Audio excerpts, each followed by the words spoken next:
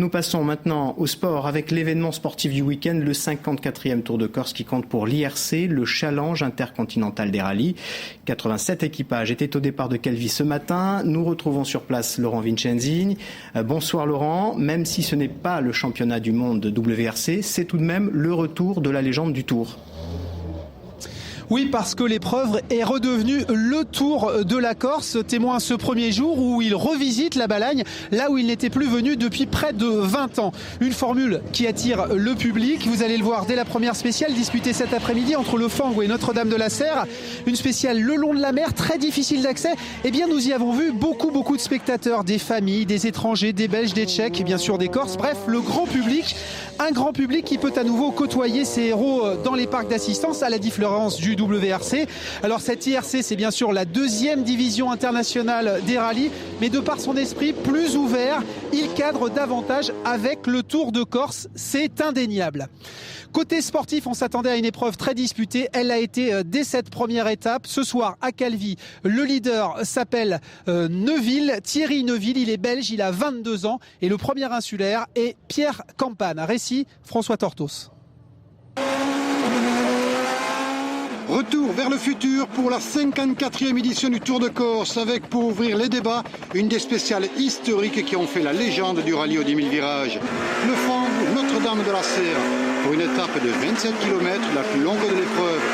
Un exercice que les 87 équipages engagés ont dû effectuer à 2 reprises. À ce jeu-là, la Peugeot 207 de Thierry Neuville s'est montrée la plus efficace. Elle s'impose par 2 fois devant un trio de favoris attendus, la Skoda de Jan Kopecky, l'autre Peugeot de Brian Bouffier et le pilote belge Freddy Loy. A noter que le duel attendu entre ces deux marques a bien eu lieu. Côté insulaire, le Cortenay Pierre Campane termine cette première journée à la 7e place au général, à 25 secondes du leader Neuville. A noter également les performances prometteuses de Jean-François Soucci, 11e à 1,34 et Jean-Dominique Mattei, 14e à 4 minutes 57. Voilà pour le podium des équipages insulaires. La palme du retour réussi pour cette première étape du 54e Tour de Corse.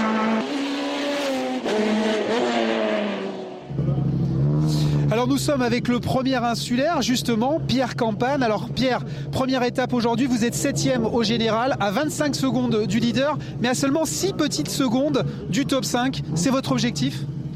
L'objectif pour nous, c'est de progresser. On a fait la première étape justement en se focalisant un peu sur la voiture et essayer de l'améliorer au fil des spéciales.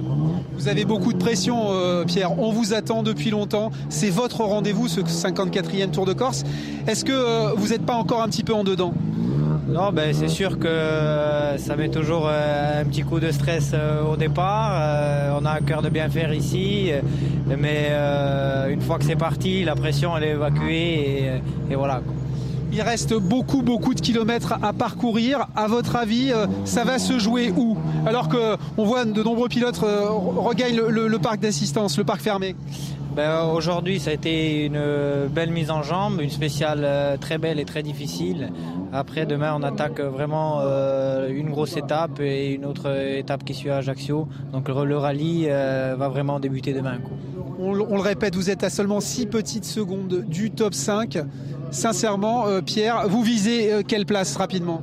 On va viser de progresser déjà et de grappiller tout ce qu'on peut grappiller à partir de demain. Vous voulez pas vous engager. Alors dès demain, les spéciales regagnent la Haute-Corse, encore une fois en Haute-Corse, mais la montagne cette fois-ci en Castaniche et dans le Cortenay. Suite du feuilleton dans nos éditions.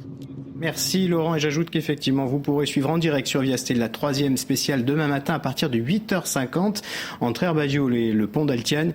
Les commentaires seront assurés par François Tortos, Xavier Pierre-Lovisi et Jacques-Julien Renucci.